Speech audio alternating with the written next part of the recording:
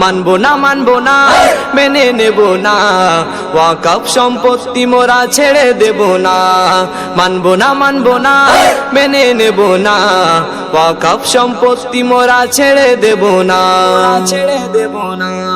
আল্লাহর ওলির মাজার গুলো গুড়িয়ে দিবে জালিম দল, মসজিদে আযান ও নামাজ বন্ধ কেন হবে বল।